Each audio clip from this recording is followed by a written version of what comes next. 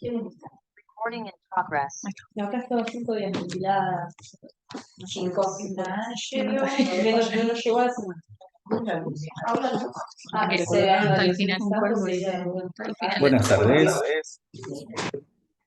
Retirar el cable. Traigan un poquito más para acá. El cable es medio cortino. Sí. Bueno, hola, ¿cómo están? Bueno, vamos a hablar de enfermedad invasiva por estreptococo del grupo A propósito de un caso que tuvimos internado en clínica médica, y lo traemos, y el honor, A propósito de un caso de la jefa. y nos pareció interesante porque, bueno, pudimos tener un seguimiento conjunto con demás servicios e interconsultores. Como introducción, bueno, me pareció importante recordar algunos conceptos de la enfermedad. El estreptococo piógenes también es conocido como estreptococo del grupo A. Comúnmente causa enfermedades leves que van como una faringoamigdalitis, lesiones en piel, impétigo, escarlatina. Sin embargo, en raras ocasiones la infección puede conducir a una enfermedad invasiva que puede provocar condiciones potencialmente mortales, ¿sí? ¿A qué nos referimos cuando hablamos de infección invasiva por estreptococo piógenes? Aquella en cual se aísla el germen en sitios normalmente estériles, que son la sangre, el líquido cefalorraquídeo, el líquido articular, entre otros, por ejemplo también el líquido pleural, que provocan cuadros con elevada morbimortalidad, ¿sí? Por eso es importante la infección invasiva por este germen. La puerta de entrada suele ser la piel, secundariamente las mucosas. Hay factores de riesgo relacionados a esto que lo hacen más frecuentes, las infecciones de piel y partes blandas, por ejemplo, cuando hay lesiones impetigizadas de la varicela, infección de la herida quirúrgica, infecciones virales que pueden anteceder o coinfección con los virus, y alguna condición subyacente relacionada a la inmunidad del paciente, como es la diabetes. Bueno, la infección invasiva nos plantea la sospecha clínica como un eslabón primordial ante una enfermedad actual que está en vigilancia epidemiológica en la Argentina desde el 2018, debido a la alerta mundial sobre el aumento en la circulación de casos por el estreptococo piógenes, específicamente para su forma invasiva, ¿sí? Ahora vamos a hablar un poco del caso clínico. Bueno, el caso clínico es una paciente femenina de 42 años que ingresó a terapia intensiva el día 26/8, derivada de otro centro, la Clínica Fátima Escobar, por presentar un cuadro compatible con meningitis bacteriana aguda. El cuadro, ella refiere que había comenzado una semana previa, caracterizado por dolor lumbar que se irradiaba a miembros inferiores y odinofagia, que fue interpretada como una infección del tracto urinario y fue tratada con 7 días de ciprofloxacina. El cuadro se acentuó con cefalea orocraniana, que no mejoraba con los analgésicos comunes, tuvo rigidez de nuca y alzas térmicas no cuantificadas, por lo tanto vuelve a consultar.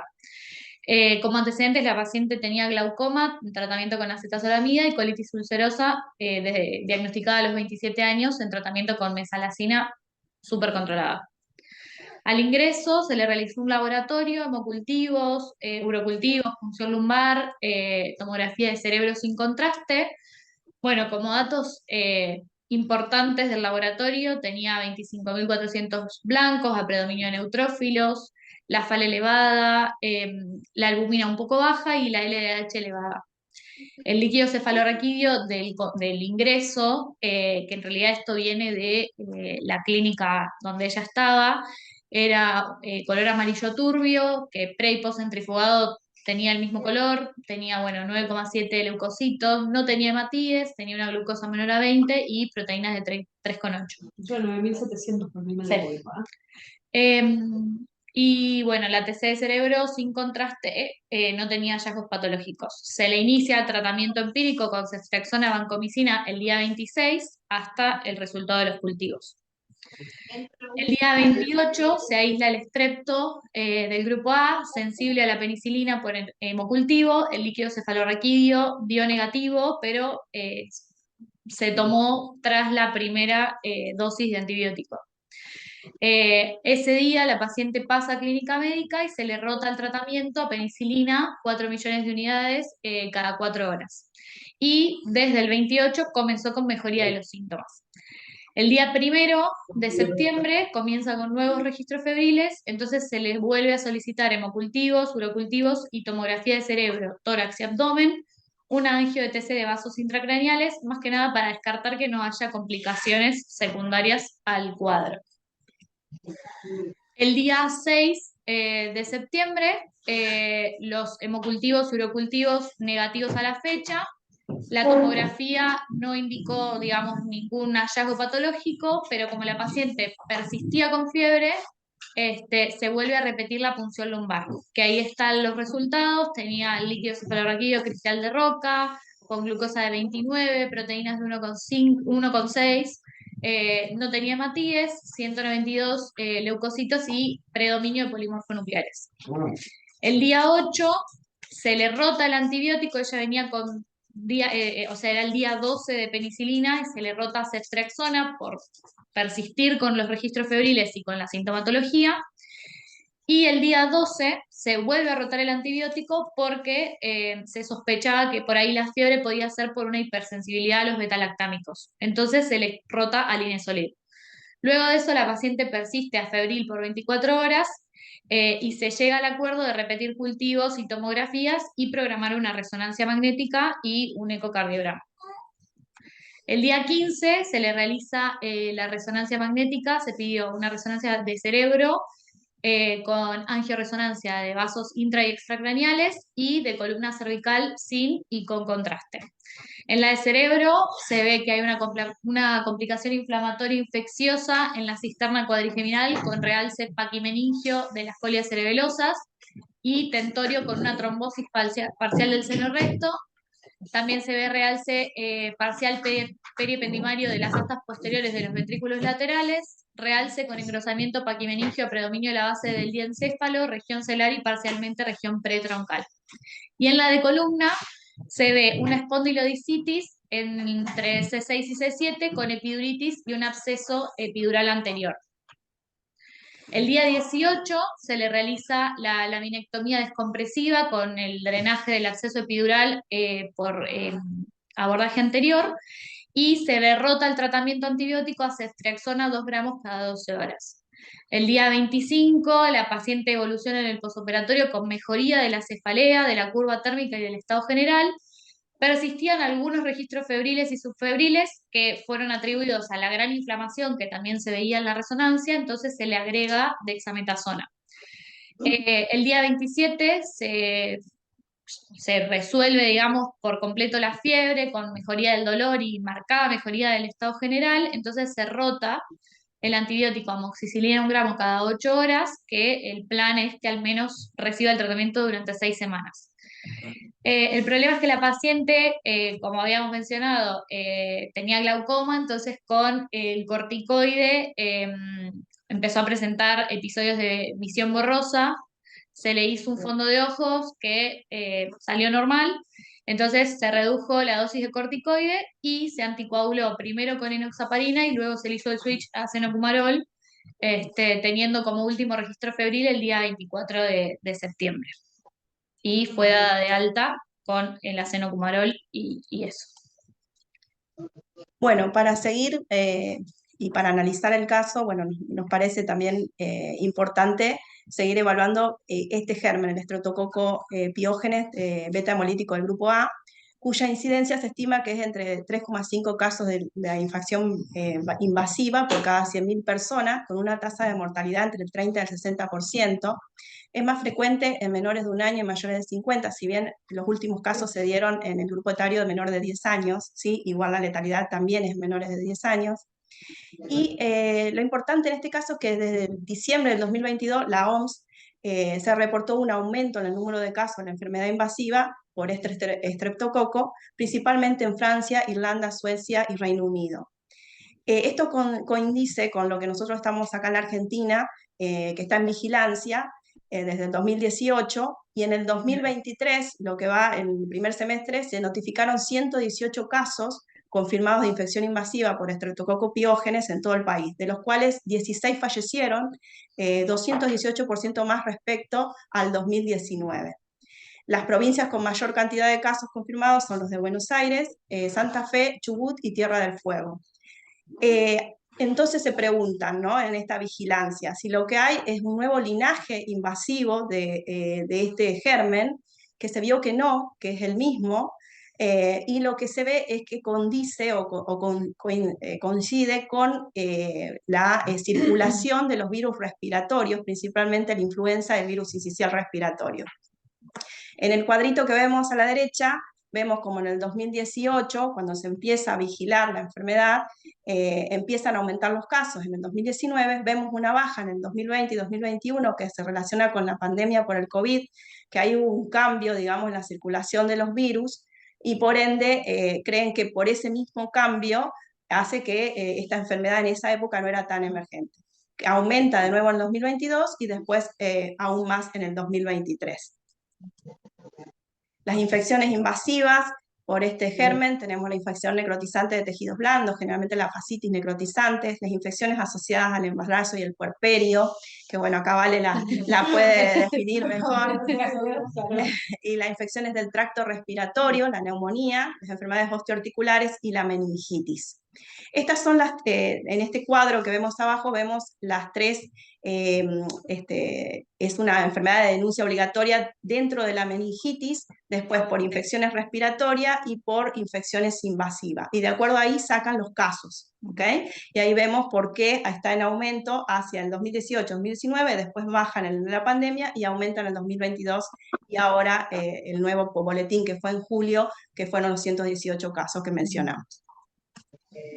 Bueno, la frecuencia de... poca cantidad de casos por año de meningitis por estreptococo. 3, 4, y si ves, seguramente si buscas las edades, probablemente la mayoría sean en niños. Es en niños, Sí. en menores de 10 años. Bueno, en cuanto a la frecuencia de las enfermedades, bueno, van el síndrome de shock tóxico por estreptococo, la sepsis, la fascitis necrotizante, la meningoencefalitis, neumonías y otras, ¿sí? Bueno, y acá viene nuestra discusión en este caso. Como esta paciente tenía una evolución tórpida, lo primero que, y pensamos que la meningitis fue diagnosticada en forma tardía y tratada en forma tardía, pensamos lo primero cuando tenía esta evolución tórpida que si no era complicación de este diagnóstico y tratamiento tardío. Pero leyendo pensamos también que por ahí la bacteriemia que había hecho el Streptococcus pyogenes había impactado en meninges y una espondilodicitis por contigüidad al absceso epidural, ¿sí? Esa sería la primera discusión que tendríamos. Después, cuando fuimos al tratamiento, lo que nos pasó es que para saber cuál era lo mejor en este caso para el absceso epidural, si era el drenaje quirúrgico o mantener el tratamiento conservador con antibióticos, ¿sí?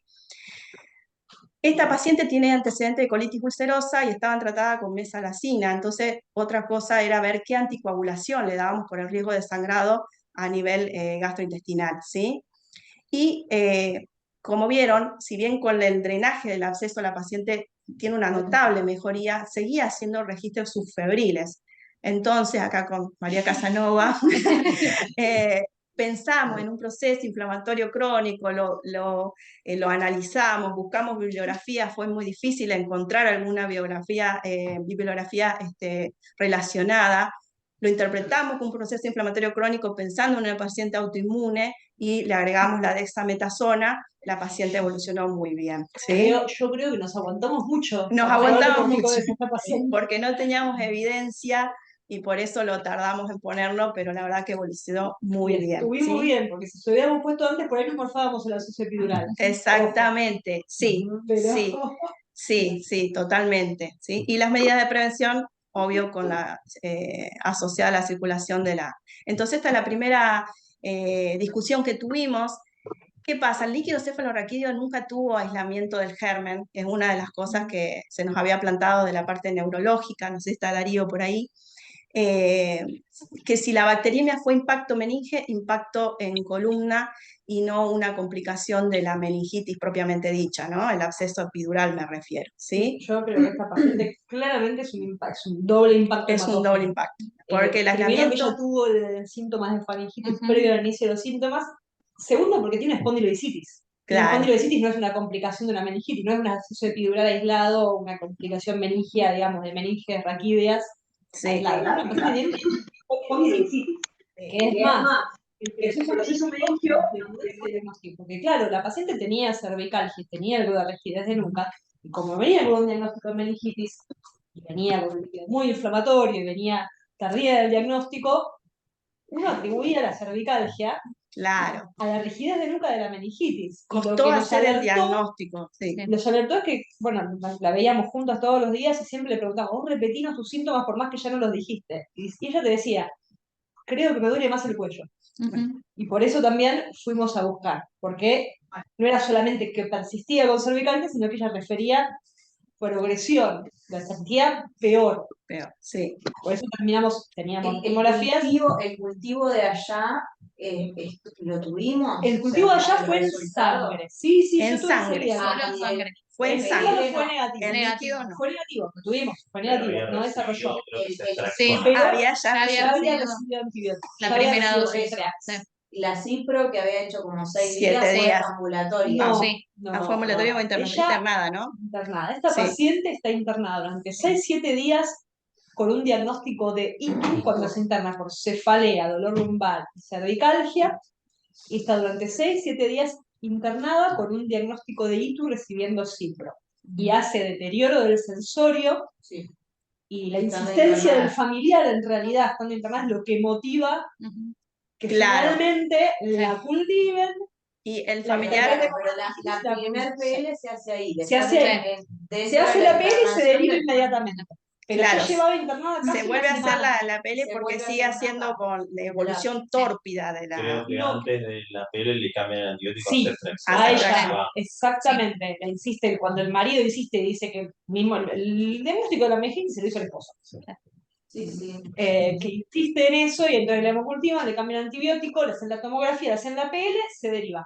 La segunda PL la hacemos acá cuando esta paciente entra en este cuadro de síndrome febril persistente y nos planteábamos un montón de diagnósticos diferenciales que si quieren después los revisamos. La verdad que nos planteábamos un montón de diagnósticos diferenciales y una de las cosas que queríamos ver era dónde estábamos parados con el meningitis. Había resuelto, estaba en vías de Lo que resolver, el líquido seguía peor, o estaba completamente resuelto y podíamos suspender con seguridad los antibióticos. Teníamos muchos planteos y ahí es cuando lo repetimos y vimos que estaba mejorado, pero todavía persistía con inflamación. Claro, lo que nos pasó también es que pensamos inmediatamente en una complicación de la meningitis, pero los estudios nos daban negativo, las tomografías y angiotomografía nos daban negativo hasta que pedimos la angioresonancia. Así que bueno, eso fue también... Sí, uno no tiene... No, la resonancia, la tomografía y todo eso no te van a servir. A ver, No, A no, ver. que la resonancia es el estudio de elección para este tipo de cuadro clínico infeccioso del sistema nervioso central. La tomografía, por más contraste que sea, no. Y lo que hablaban de contigüidad, claramente, si yo no me equivoco, es C5, C6, donde está ubicado el absceso epidural. Y es como dice María, son dos focos embolígenos sépticos, ¿no? Desde su propia bacteriemia. Vea, endoscopia es para ver la vía digestiva. No se escucha, ¿eh? Bueno, sigamos. Porque no tenemos esto aquí. Pero no tiene imagen de edema oxogénico, por la trombosis. No había... No había imagen.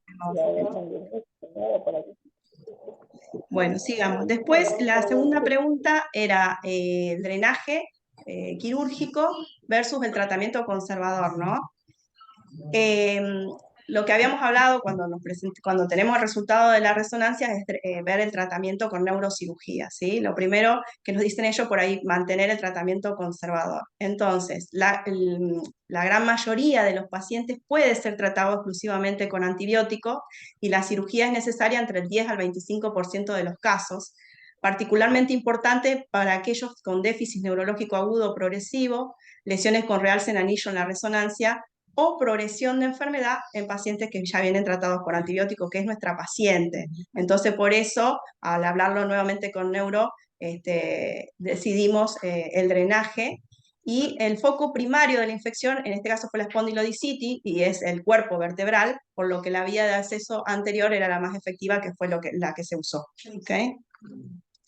Bueno, en cuanto al tratamiento anticoagulante para la trombosis del seno recto, en una paciente con colitis ulcerosa, en esto tuvimos también ayuda de Milagros, que no está, pero bueno, el tratamiento se inicia con heparina no fraccionada o heparina sódica y después se pasa a antagonistas de la vitamina D, de vitamina K, perdón.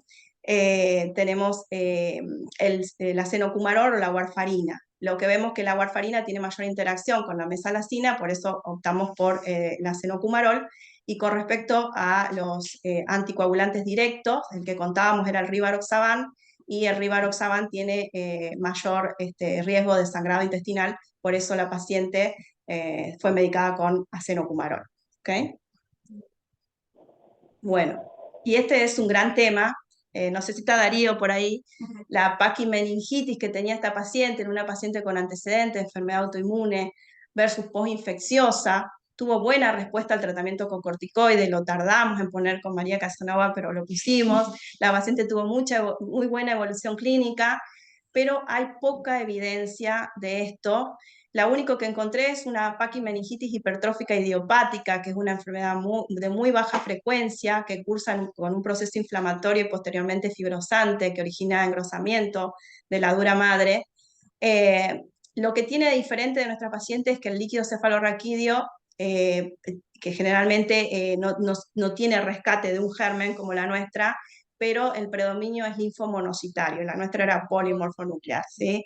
El diagnóstico definitivo se hace con biopsia y el tratamiento es el corticoide, pero a altas dosis.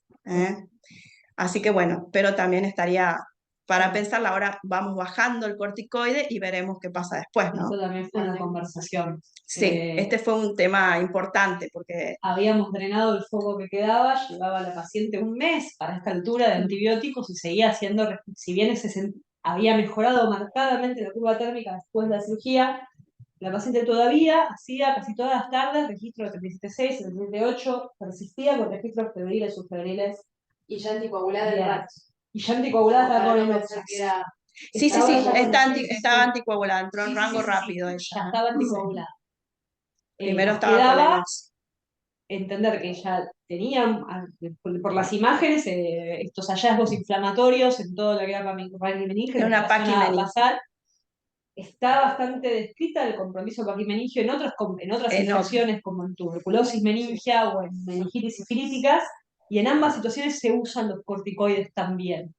Entonces, bueno, extrapolando un poco eso, viendo que teníamos 1 millón de cultivos negativos, o sea que, es más, cuando drenaron el absceso epidural, el cultivo de los materiales quirúrgicos fue negativo también, o sea que la infección, por lo menos la parte bacteriológica por antibióticos estaba controlada. Dijimos, bueno, lo vemos, porque no terminaba de salir, y entonces extrapolando de otras situaciones de infecciones así que van más crónicas, claro, la extrapolamos decidimos a hacer otras el intento con enfermedades los inflamatorias corticoides, y crónicas. la verdad que fue como medio mágico casi. Sí, la verdad que sí. Porque La paciente, la paciente floreció. sí, entendió muy bien y se quiso ir. No sé si está ahí Darío, a ver qué opina. Hola, ¿me escuchan? Sí, Claro, por eso tardamos tanto. No, por eso también dan por No hay teléfono. parlantes, ¿no? No puede hacerlo por teléfono. No hay o parlante sea, para la compu. Mira, yo tengo el teléfono acá. Silencio, no se oye. ¿Se escucha o no se escucha? Sí, tengo el sí, teléfono. ahí te escuchamos, Darío. Espera. ¿Se escucha muy bajo? Danos un Sí. segundo. Sí, ahí, Un segundo. un segundo. Perdón. A ver, ahí hacemos la prueba. Silencio, ahí. Ahí silencio. Los parlantes del tema. Ahora sí. Lo silencialo acá, Sí, Darío. está silenciado. Está silenciado. No sé si escucho ya. Ahí va. A ver si lo puedo subir desde acá. Igual sigan con la Ahí está, presentación, ahí. después charlamos. No hay problema. Ahí está Darío. No, No. apretar. Apretar y Sigan con la presentación, no hay problema.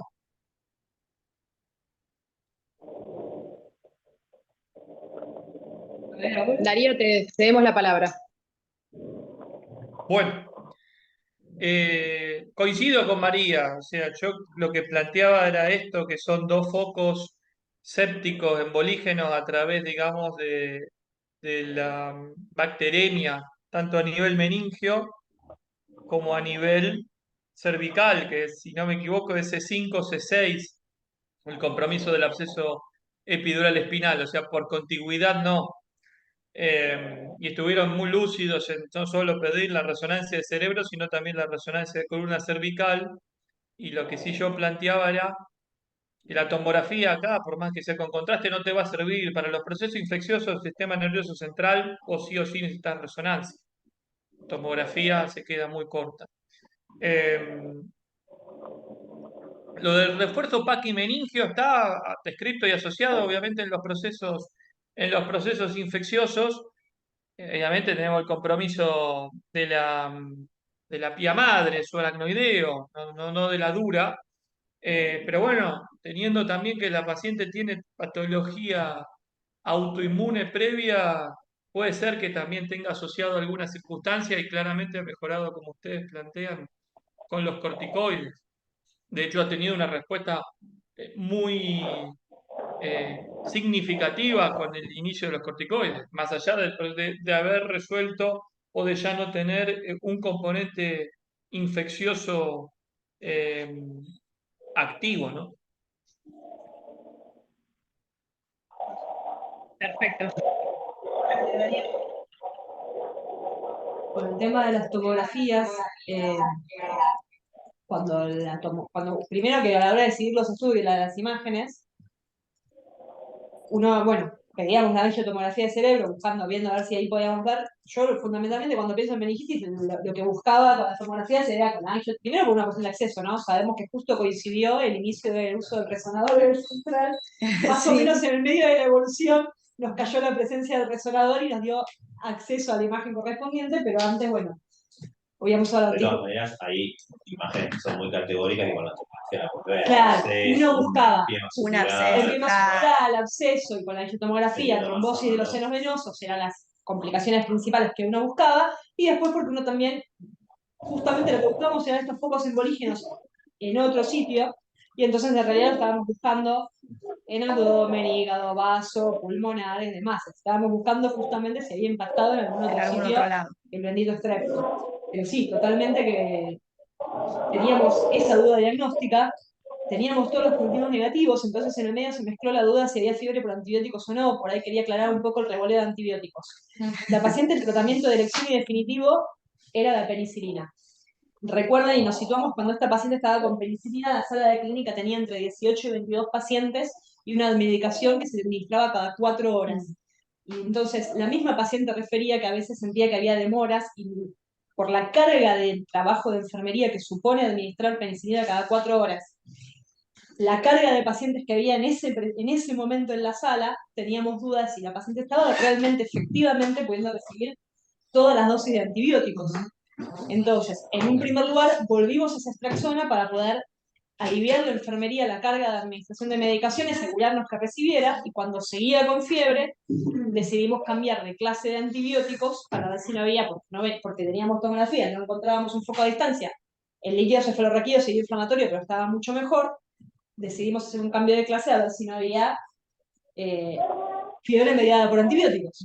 También se nos daba, no sé si vieron la historia, que hubo un periodo de resolución de fiebre de la paciente. La paciente sale de la terapia sin fiebre. Ojo, recibe corticoides en los primeros días hasta tener el diagnóstico. Sí, no sabemos.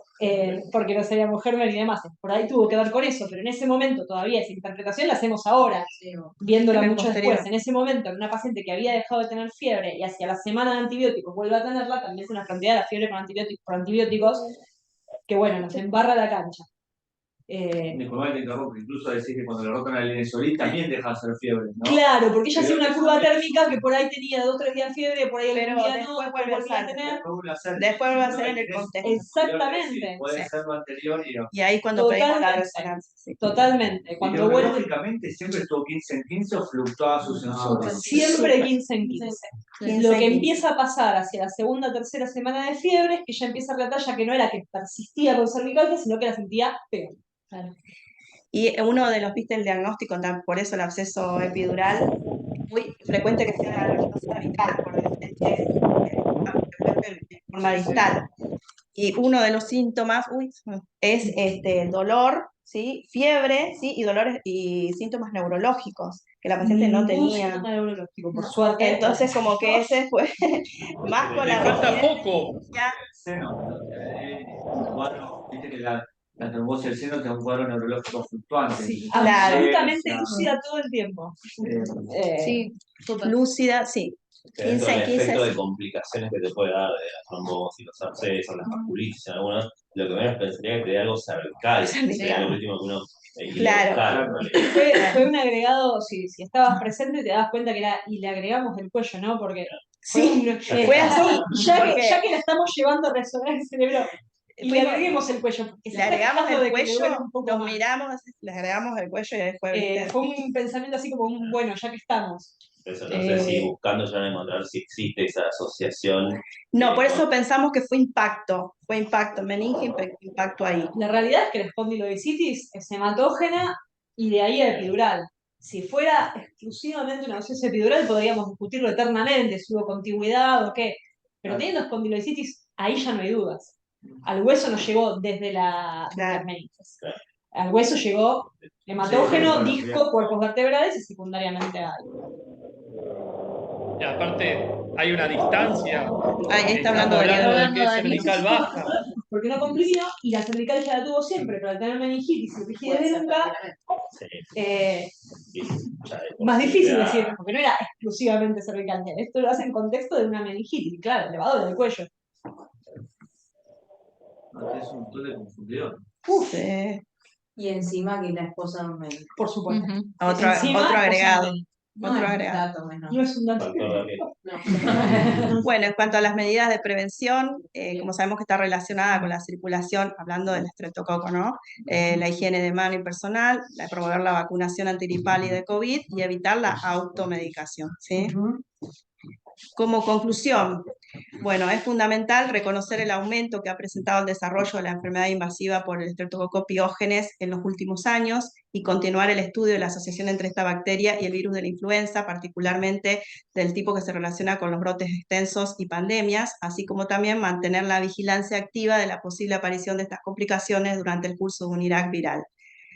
Es muy importante que los profesionales tengan presente las manifestaciones clínicas de las formas severas que pueden ocasionar este agente y que estén atentos a sus sospechas frente a pacientes con cuadro de fiebre persistente y o compromiso hemodinámico. El diagnóstico y tratamiento precoz mejoran sustancialmente el pronóstico.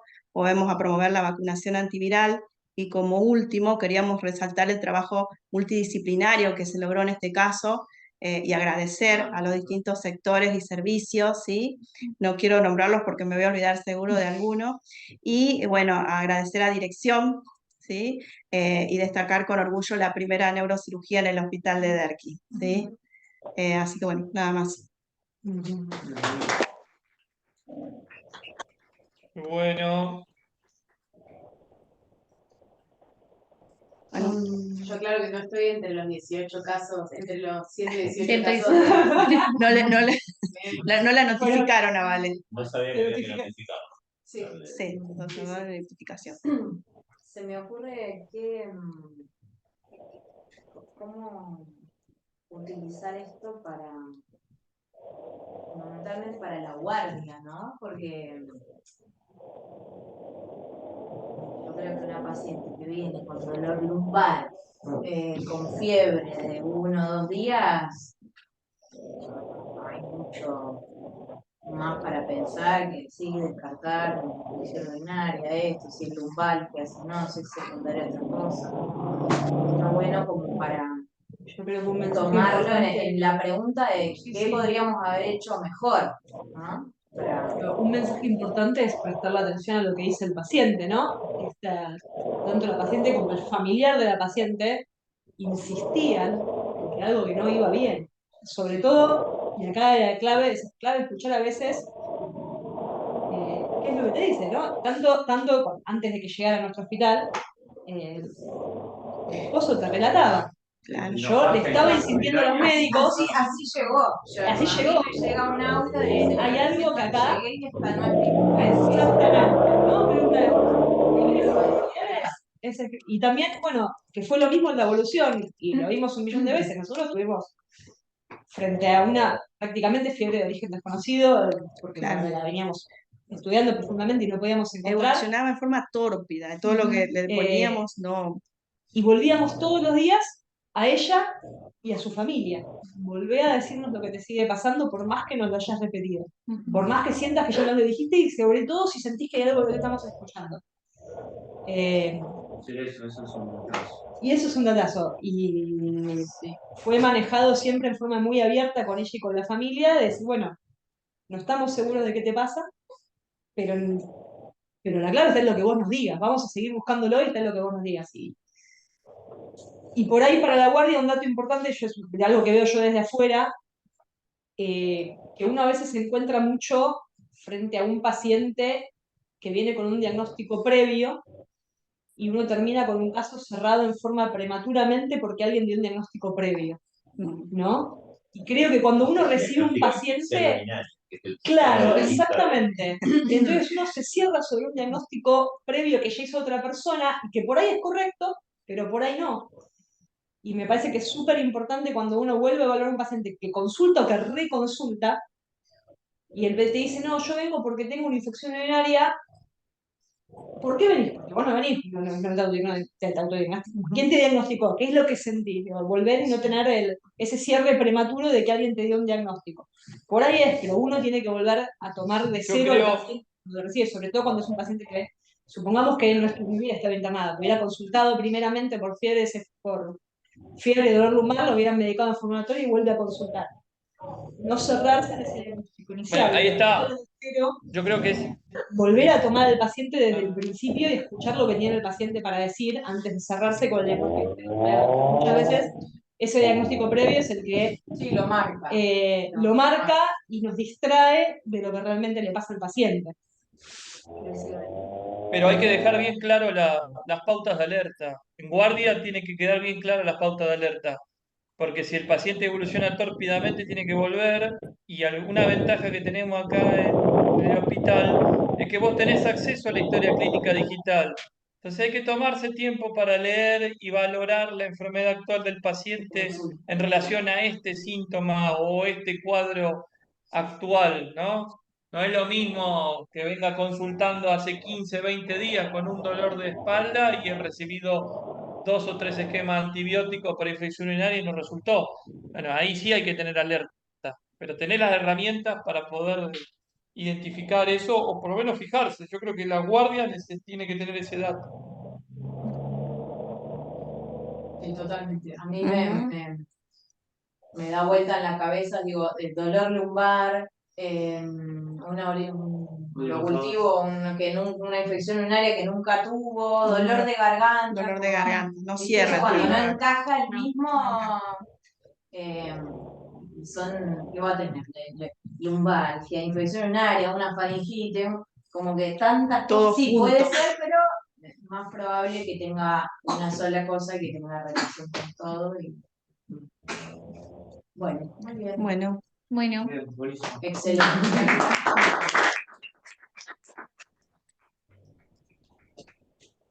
Bueno, supuestamente mañana viene, ¿no?